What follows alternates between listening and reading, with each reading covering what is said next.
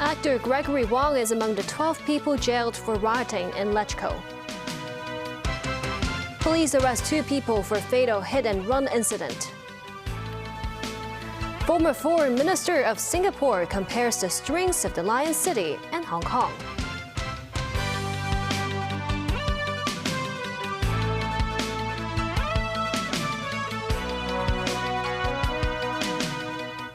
Good evening and thank you for joining us.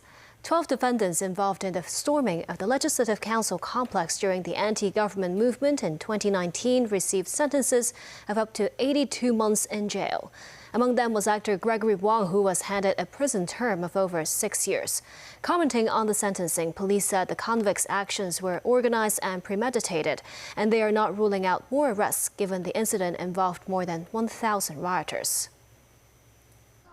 On July 1, 2019, the storming of the Legislative Council complex at the height of the city's social unrest. Facilities were damaged and spray-painted. A number of arrests have since been made in relation to the case. 14 defendants were charged with rioting and entering the legislative chamber. They include actor Gregory Wong, activist Ventus Lau and Owen Chow, as well as Althea Soon, the former president of the Hong Kong University Students' Union. In sentencing, Deputy District Judge Lee Chi-ho said the measurement of the penalties is based on localist activist Edward Leung's case.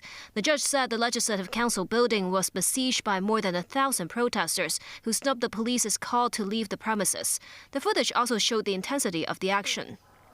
Lee also noted the symbolic meaning as protesters impudently stormed the Legislative Council building, which is a solemn place with constitutional significance, especially when some tore copies of the Basic Law and hung up a British colonial-era flag in the chamber. Such actions could be seen as an insult and provocation to the Hong Kong government, as well as attempts to weaken and overthrow the SAR Constitution, Lee said.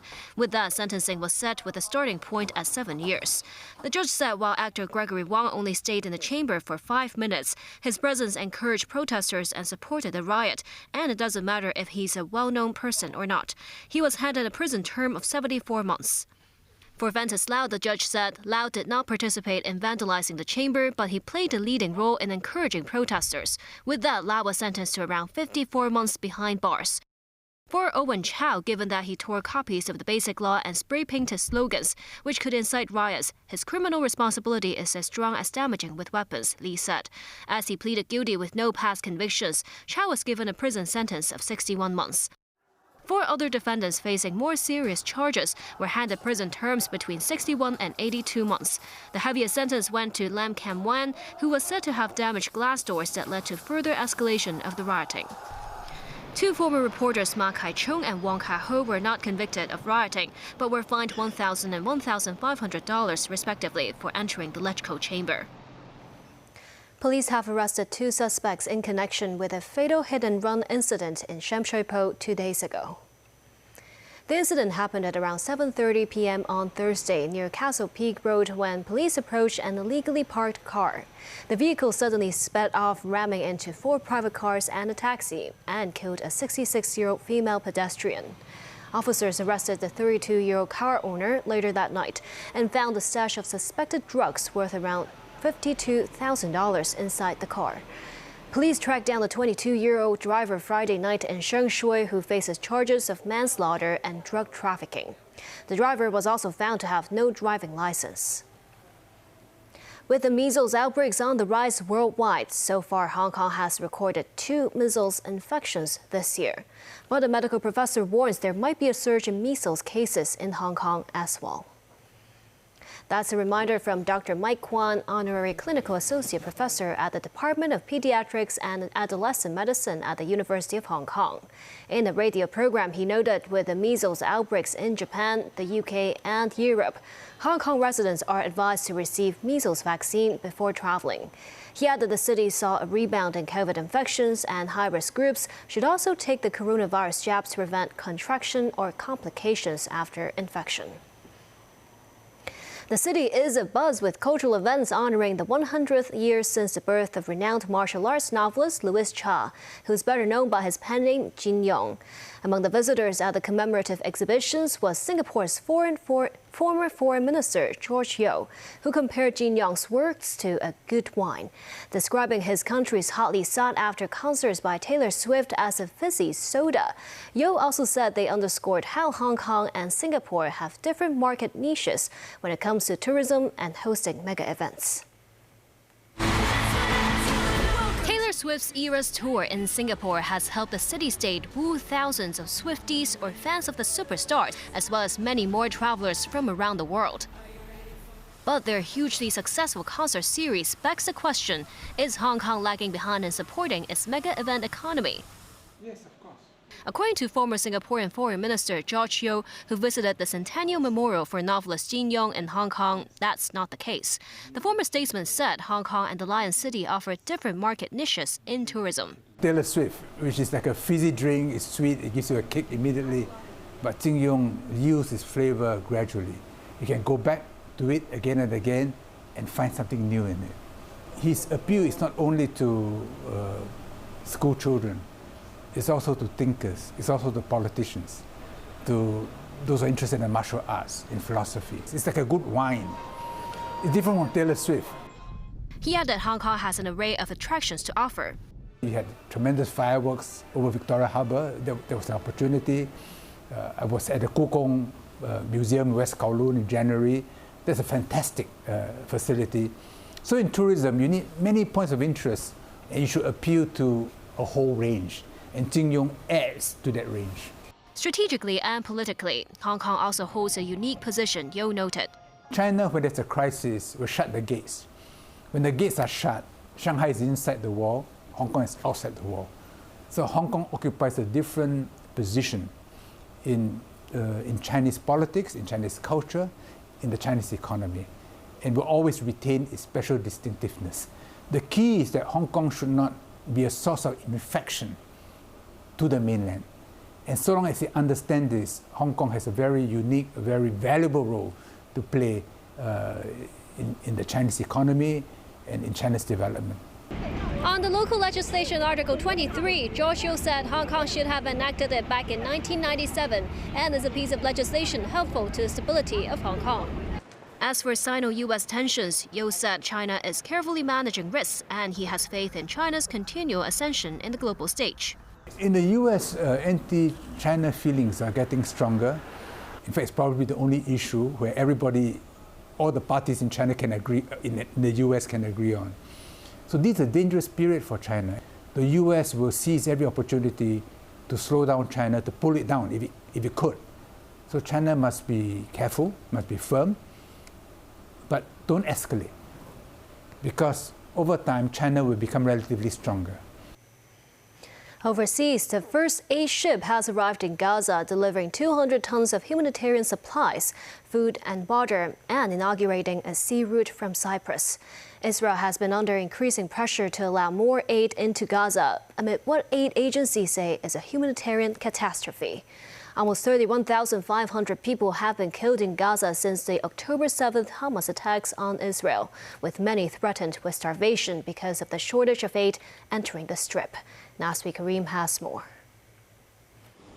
A ship in the distance, a mere speck on the ocean, but with a larger purpose. Israel's military, the IDF, released footage of Spain's open arms humanitarian vessel arriving off Gaza's coast, pulling a barge containing around 200 tons of food, supplies and water to a population stifled by more than 5 months of war. Having left Cyprus on Tuesday, the ship carried items donated by charity group World Central Kitchen, including rice, flour, lentils, beans, tuna, canned meat and other supplies. Reports say the goods were loaded onto 12 trucks, a fraction of the 500 trucks that would enter Gaza daily before Israel started its offensive on October 7th. The Open Arms venture is a pilot for a secure maritime corridor to provide aid to Gaza, where almost 600,000 people in the north are on the brink of famine.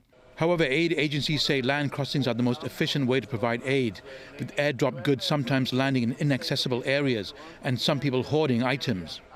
We know that the airdrops, the shipments through the sea are going to save lives and to reduce the gap that exists of the needs on Gaza. But the simplest, easiest, most efficient way is to open the land entry points and to open it in a more systemic way. This week, Israel started allowing aid trucks to enter directly into the north of Gaza. Aid agencies say Israel has been restricting trucks at other crossings and refused to provide security against attacks by criminal gangs. Still ahead. Senior United Nations official criticized Russia for polling in occupied Ukraine territory.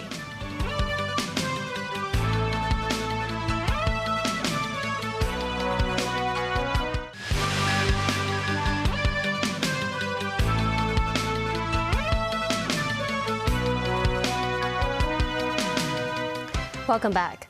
Voting continues for a second day in Russia's presidential election, which is likely to result in 6 more years of power for President Vladimir Putin. Voting is also taking place in Russian-controlled Ukraine territories, something a senior United Nations official said was unacceptable. David Garrett reports. Attacks that left at least 14 people dead and dozens more wounded. This violence is unconscionable, and it is inextricably linked with the matter we are here to discuss: sham presidential elections in Ukraine's temporarily occupied territories. To hold Russian elections in Ukraine's sovereign territory is proof of the tie between the Kremlin's external aggression and internal repression. It is in areas like Kherson that voting is taking place, a now Russian-controlled area that was formerly Ukrainian territory. Polls are open here and in Donetsk, Luhansk and Zaporizhia. Many voices in the West, even those at the UN, say it is illegal. Russia's intention to conduct presidential elections from today, 15 March, until 17 March in areas of Ukraine under its control are unacceptable. I think that we should see the elections in occupied Ukraine as a weapon of war. Putin is facing no real serious challenges after crushing political dissent. It is 1 month on from the death of one of his main political rivals, Alexei Navalny, who died in an Arctic penal colony. His supporters still mourn his passing. A floral shrine is constantly updated at the cemetery where he is buried. His widow, Yulia Navalnaya, told supporters to descend on polling stations at noon on Sunday, the last day of voting, in a show of defiance. Voting takes place across 3 days and 11 time zones in Russia. Voters included these reindeer herders who travelled across frozen tundra to vote. They came across ice on sleighs for several hours and arrived to cast a ballot. They said every Russian must have their say. David Garrett, TVB News. TikTok has reached out to some U.S. users, urging them to write to their senators and ask the politicians to vote against banning the popular app. Some TikTok users in the U.S. say politicians don't understand the impact a potential ban on the app could have on their lives. The House of Representatives voted overwhelmingly to force the Chinese parent company ByteDance to divest within 6 months or face a ban. They think the app is a threat to national security. But influencers who use the short video app to make money have been putting their side of the story. Jensen Savannah from North Carolina began making TikToks of her travels around the Carolinas during the pandemic. She features attractions and places to visit. Here she is critiquing a Mexican restaurant and cocktail bar. The 29-year-old used to work in telecommunications but is now a full-time influencer. Jensen says she tripled her income and has helped loads of small businesses find customers. TikTok would personally affect my life if it were to be banned in the U.S. It would affect my business by 50%. One thing that lawmakers don't understand about the app is that there's one side for the influencers, but again, there's another side on the businesses, and that we are really helping locals and drive so much foot traffic into these local businesses that they wouldn't have gotten without TikTok.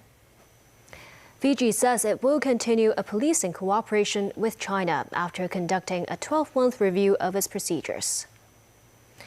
Fiji put a 10-year-old policing agreement with Beijing on hold in December 2022, citing differences between the two countries in policing, investigations, and legal systems. The Pacific Island country's foreign affairs minister was quoted as saying the deal has now been restored. He said only Fijian officers will train in China and Chinese officials or officers will not be embedded in the Fiji police force.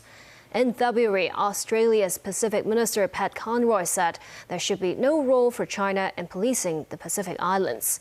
China's ambassador to Australia said earlier this year that China wants to help Pacific Island countries maintain social order, and this should not concern Australia. The story of Noah's Ark has been passed down through generations of Christians, Muslims, and Jews, and has become one of the best-known stories of all time. But many have questioned the authenticity of the event. A joint effort between a Hong Kong non-governmental organization and archaeological experts from Turkey and Georgia may have discovered new evidence to unveil the ancient mystery. Timothy Lee tells us more. A flood of ancient treasures now available for public view. After 20 years of exploration on Mount Ararat, local non-governmental organization Noah's Ark Ministries International worked with government-certified archaeologists from Turkey and Georgia for the first time on its latest exploration of the mountain considered holy in Christianity, Islam, and Judaism. Bilgiler tabii ki başka yerlerde parça. With this kind of the project, we are sharing to each other our information, our secret. So I explain about for the Noah, and then also then I learn from someone else about the Mount Ararat and secret of the Ararat. So is that by this way, our scientist group, scientist world, we have to have doing this kind of project and symposiums and sharing each other's all the secret information and what we're finding. Addressing skeptics of the flood story, some experts today stress people should not easily dismiss events and places recorded in religion, adding that some of them have been discovered in recent times. Archaeology have many branches, okay? And one of the branch is we call it Bible archaeology. Before the scientists, they were skeptic for Bible informations. But in the second half of 19th century, many sites, for example, Babylon, the Ur in the Mesopotamia, and many sites that were mentioned only in Bible, archaeologists found them. So it showed that many informations is true. These wooden and leather artifacts dating back to more than 5,000 years ago were found on Mount Ararat in eastern Turkey. Noah's Ark Ministries International said these treasures will be put on display at the Chinese Bible Museum for 1 year before they return to Turkish authorities. Timothy Lee, TVB News. And that's the news. Thank you for watching.